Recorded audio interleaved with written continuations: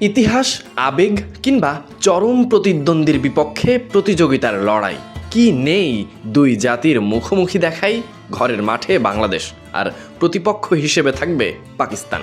দুই দলের শক্তি, পরিকল্পনা আর আত্মবিশ্বাস এবার আরও একবার মুখোমুখি দাঁড়াবে টেস্ট ক্রিকেটের সবচেয়ে ক্লাসিক্যাল ফরম্যাটে।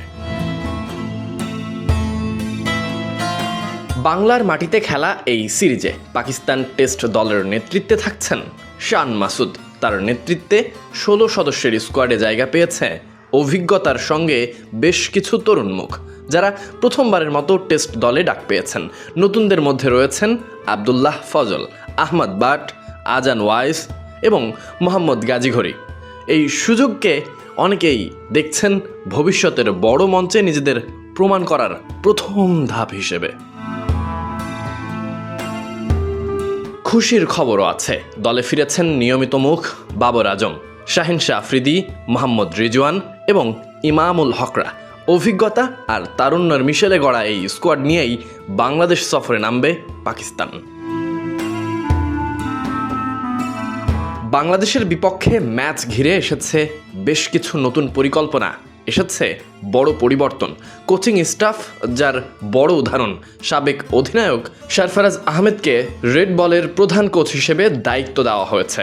তার সঙ্গে ব্যাটিং কোচ হিসেবে আসাদ শফিক থাকবেন, সঙ্গে বোলিং কোচ হিসেবে দায়িত্ব পালন করবেন ওমর গুল। এমনকি আসার পূর্বে এনসিএতে রেড বল ক্যাম্প করবে ক্রিকেটাররা।